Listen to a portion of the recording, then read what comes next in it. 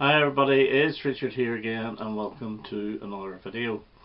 Now this video was inspired by Ian at Ranking the Obscure, where he does a little series, The Perfect Side, where he takes an album and he works out which side he prefers.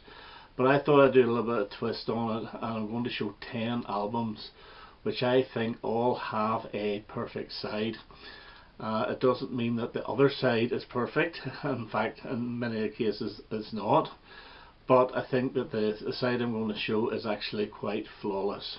So the first album I'm going to show is Genesis, A Trick of the Tail from 1976, and it's side 1 here that I think is flawless. Opening up with Dance on a Volcano, which I think is an absolutely magnificent but bonkers track, going into the beautiful Entangled, gorgeous acoustic song, and then my all-time favourite Genesis song, Squonk, and then finishing with Madman Moon, which starts off beautiful piano, and then it builds a little bit and then comes back to the piano. I'm not a prog fan, but the reason why I like the 1976 Genesis is because it's melodic. It's not all over the place. Dance on a Volcano sounds as if it's going to be all over the place, but it's not. It's such a great album. And side 2 is not anywhere near as good, although it does have Ripples and Los Endos on it. So that's the first choice, A Trick of the Tail by Genesis.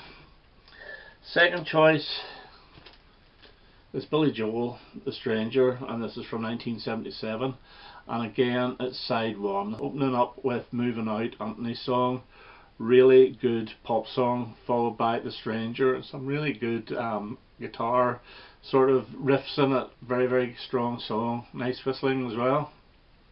Just the Way You Are is a beautiful ballad, end of. I know Barry White had a big hit with it.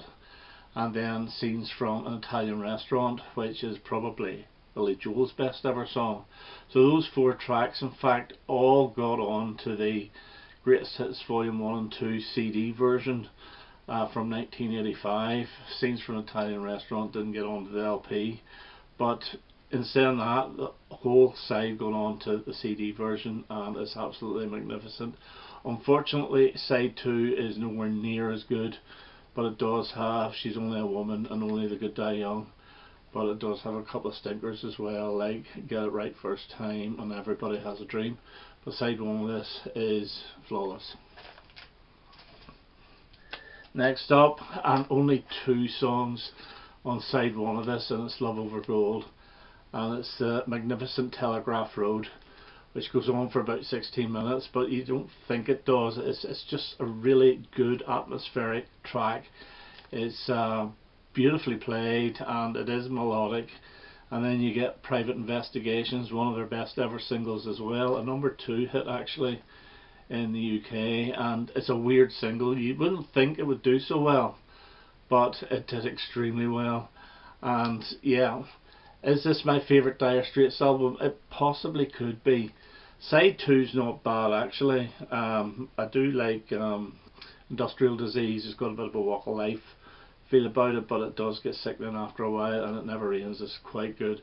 But side 1, those 2 tracks, Telegraph Road and Private Investigations, absolutely magnificent. Next one up, and we have Sparks, Kimono My House, and it's the side 1 again, and it opens up with the 2 big hit singles, This Town Ain't Big Enough for the Both of Us and Amateur, brilliant. Then the Wolsey, Falling in Love with Myself Again, which I think is hilarious, but it's brilliant. Then the very rocky Here in Heaven, really good track, brilliant vocals by Russell. And then Thank God It's Not Christmas, with that brilliant guitar riff at the start, excellent album. And side 2 again is very good, but I wouldn't say it was flawless, because Equator for me lets the album down a little bit. But side 1 of this from 1974, their 3rd album, excellent and flawless side 1. Okay, Abba, The Visitors, and side 1 again with 4 songs. Visitors, which should have been a single for me. It's dancey, it's very synth poppy, but it's so melodic, it's so good, so atmospheric. And Head Over Heels, which I think is one of the catchiest songs they ever did. It was a single but didn't do too well. Then When All Said and Done, which a lot of people think should have been the single, which it was in America, and did quite well in America. I believe it got top 30. And then Soldiers, which would be almost the proggiest song with a really good guitar solo and all in it. Really melodic chorus. It's a fantastic album, but side 1 is better because side 2 has 2 for the price of 1 on it, which is not their best, but it's okay. So side 1 of The Visitors, another flawless side. 1979, The Jam and Setting Suns, and yes, side 1 again, opening up with Girl on the Phone.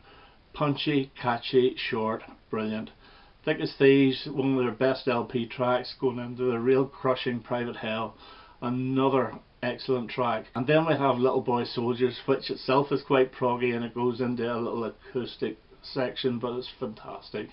And then Wasteland, which is a track I never really liked at the time, but I love it to bits now, is magnificent. So those 5 tracks make this a flawless side. And side 2 is not bad, but it does have Heatwave, the cover version, and the orchestrated version of Smithers Jones on it, which not that keen on. And then obviously the Eaton Rifles is brilliant. So side 1 of Setting Suns, flawless side. Okay, David Bowie, and I was going to pick Diamond Dogs, but both sides are flawless. So I'm going to pick Station to Station this time, and it's side 1. Only 3 tracks, the brilliant Station to Station, which lasts 10 minutes long. And from the start of the train leaving the station, and then it builds and builds and builds. Absolutely magnificent track. Going into Golden Years, which was the song he offered to Elvis Presley. Top 10 hit in the UK. Glad Elvis didn't take it, because Bowie maybe not have released it then. Brilliant. And then his hymn, Word on a Wing, which is absolutely gorgeous. Now side 2's not bad, but TVC 15 is the one that lets it down for me. So side 1 of Station to Station, absolutely flawless, from 1976. Okay, we've only got 3 more left. Firing through these quickly, and Electric Light Orchestra and Out of the Blue. And this is a fantastic album, but side 3 is the best of the lot, because there's nothing on side 3 that lets any of this album down. You start off with Concerto for a Rainy Day, then Standing in the Rain, magnificent, Big Wheels, one of the best ballads he's ever done, and then the acoustic-y Summer and Lightning, which I think is fantastic, and then Mr. Blue Sky, one of the best singles ever. It's absolutely perfect, not just flawless, it is perfect, and possibly the best side of a record ever, although you could argue that. But still, ELO, Out of the Blue, side 3, flawless. Elton John, Goodbye Yellow Brick Road, and it has to be side 1, without a doubt. Funeral for a Friend, Going into Love Lies Bleeding is the best recording ever. Candle in the Wind, beautiful track. Don't like the live version, don't like the Diana version, fantastic. And then one that has grown on me over the years is Benny and the Jets. A huge #1 hit in the States. Not so huge, number 30 something in the UK, but that was a few years later. But those 4 tracks alone, absolutely magnificent on the first side, and it carries on with Goodbye Yellow Brick Road, the first song on side 2. But side 1 of this is without a doubt absolutely magnificent and flawless.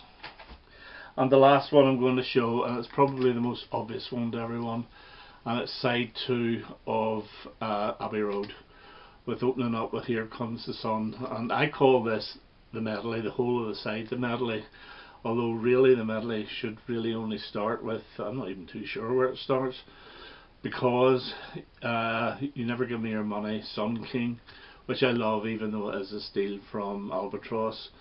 Mean Mr. Mustard, Polythene Palm, She Came In Through the Bathroom Window, Golden Slumbers, Carry That Weight in the End. It is brilliant, it's absolutely brilliant, and the fact is a lot of these songs were unfinished, so they were just bunged together as a medley. And did it work? By God it worked. It's absolutely fantastic, and I'm glad they took Her Majesty out of, I think it was between Mean Mr. Mustard and Polythene Palm, and put it right at the end. A genius stroke. So Abbey Road, side 2 this time, is flawless. Okay, those are the 10 sides I think are absolutely flawless. If you want to reply to this by doing your 10 sides, by all means, but I've had great fun doing it. So that's me for now. All the best now. Bye bye.